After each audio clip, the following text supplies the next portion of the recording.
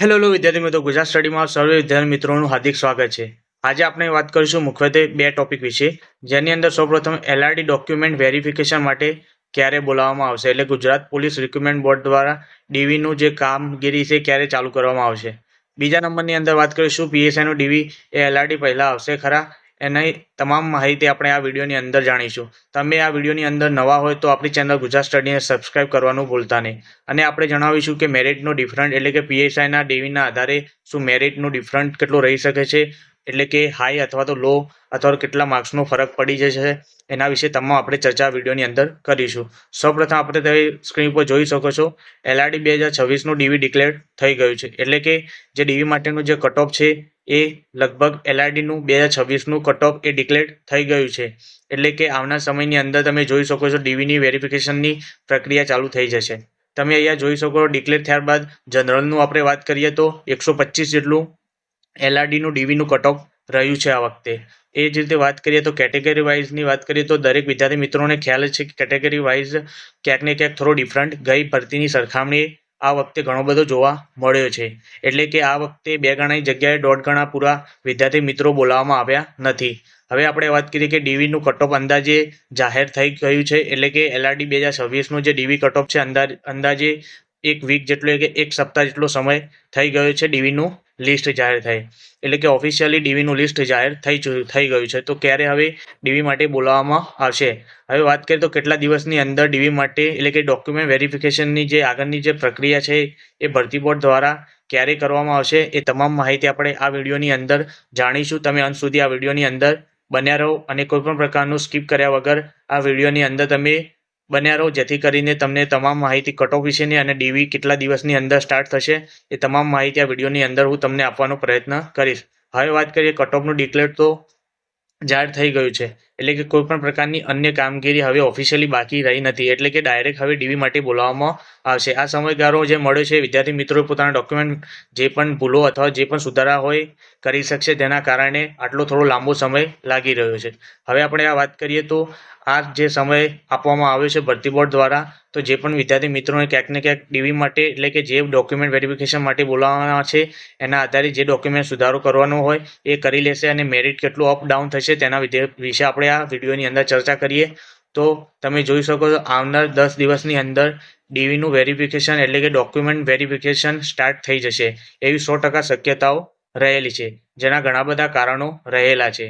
જો આપણે વાત કરીએ તો ડીવી માટે આટલા દિવસ એટલા માટે લાગી રહ્યા છે જેના આધારે કહી શકીએ આવનાર 10 દિવસની અથવા તો 12 દિવસની અંદર ડીવીનું જે વેરિફિકેશન માટે છે ગુજરાત પોલીસ રિક્રુટમેન્ટ બોર્ડ દ્વારા બોલાવવામાં આવશે, એટલે કે જેના ઘણા બધા રીઝન રહેલા છે, જેની આધારે આપણે વાત કરીએ તો 1 સપ્ટેમ્બરે સ્ટાર્ટ થવાની પૂરેપૂરી શક્યતાઓ અહીંયા જોઈ શકાય છે। આ અંદાજિત એક તારીખ છે જે 1 સપ્ટેમ્બરે થઈ શકે છે ડીવી માટેનું વેરિફિકેશન, જેના આધારે કહી શકીએ કે આવનાર જોવા જઈએ તો 6 થી 5 દિવસની અંદર એટલે કે ડીવી માટેનું કોઈપણ પ્રકારનું ઓફિશિયલી જાહેરાત ગુજરાત પોલીસ રિક્રુટમેન્ટ બોર્ડ કરી શકે છે। એટલે કે તમે જોઈ શકો છો આવનાર સમયની અંદર સીસીની પ્રિલિમ્સ એક્ઝામ પણ આવી રહી છે, જેના આધારે કહીએ કે ડીવીનું જે વેરિફિકેશન છે એના પહેલાં પૂરું થઈ જવું જોઈએ, કારણ કે સીસીની જ્યારે એક્ઝામ ચાલી રહી હોય ત્યારે ઘણા બધા વિદ્યાર્થી મિત્રોને ડીવી ડોક્યુમેન્ટ વેરિફિકેશન માટે જવાની શક્યતાઓ એટલે કે મુશ્કેલી પડી રહે છે, જેના આધારે કહી શકીએ કે આ તારીખ પહેલાં ડીવી આવી જશે,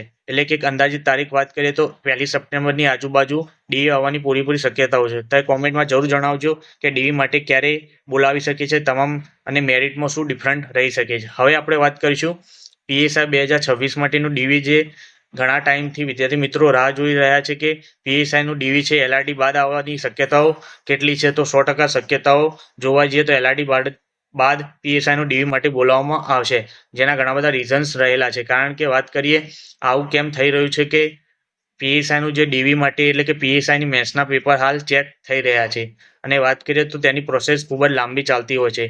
જો વાત કરીએ તો છેલ્લા 2 વર્ષથી એટલે કે ગઈ જેટલી પણ 2 ભરતીઓ જઈ છે પીએસઆઈની, એની અંદર વાત કરીએ તો લાસ્ટ 2 ભરતીઓની અંદર સેમ આ કન્ડિશન રહેલી છે કે પહેલાં એલઆરડીનું આવે છે ડીવીનું, ત્યારબાદ જ પીએસઆઈનું ડીવી આપવામાં આવે છે, એટલે કે પીએસઆઈની જે પ્રોસેસ છે ક્યાંક ને ક્યાંક ધીમી અને ક્યાંક ને ક્યાંક લાંબી સમયગાળો નીકળી જાય છે। આના જ કારણે આ બંને પ્રોસેસના કારણે વાત કરીએ તો આ વખતે પણ પીએસઆઈ 2026ની અંદર ડીવી માટે જે બોલાવવામાં આવશે, એટલે કે વેરિફિકેશન માટે એ LRD બાદ જ આવશે.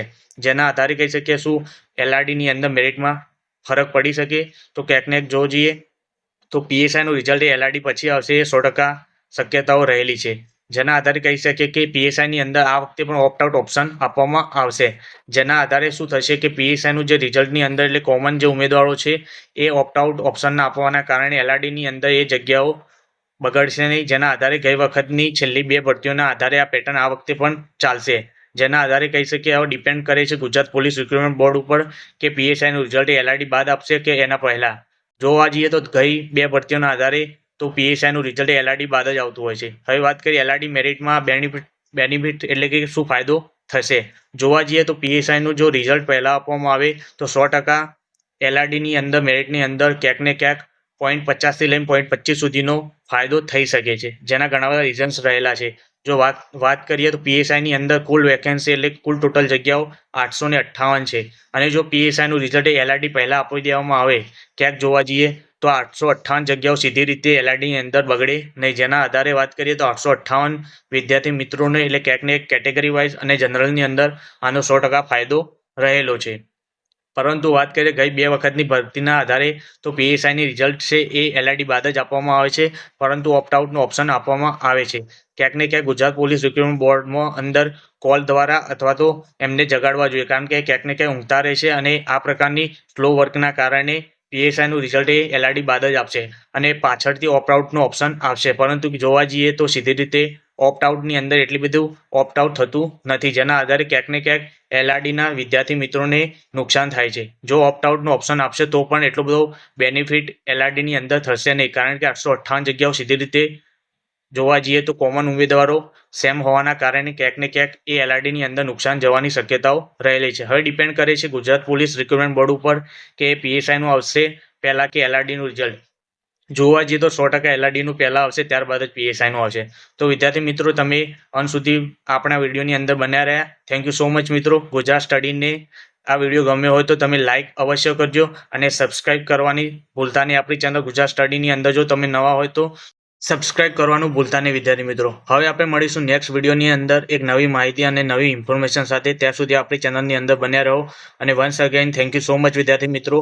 આપણી ચેનલની અંદર 1K સબસ્ક્રાઈબર કરવા બદલ તમારો ખૂબ ખૂબ આભાર. હવે આપણે નેક્સ્ટ વિડીયોની અંદર જાણીશું કે આવનાર ડોક્યુમેન્ટ વેરિફિકેશન માટેના શું શું ડોક્યુમેન્ટ હોય છે અને જે ડોક્યુમેન્ટ વેરિફિકેશનની અંદર જ્યારે જવાનું છે ત્યારે તેની અંદર કયું ફોર્મ ફિલઅપ કરવાનું હોય છે અને એ ફોર્મની અંદર કઈ મિસ્ટેક ન થવી જોઈએ એ તમામ માહિતી આપણે નેક્સ્ટ વિડીયોની અંદર વાત કરીશું. ત્યાં સુધી બન્યા રહો આપણી ચેનલ ગુજરાત સ્ટડીની અંદર. હવે આપણે નેક્સ્ટ વાત કરીશું એક નવી માહિતી સાથે. થેન્ક યુ સો મચ વિદ્યાર્થી મિત્રો અંત સુધી વિડીયોની અંદર બન્યા રહેવા માટે.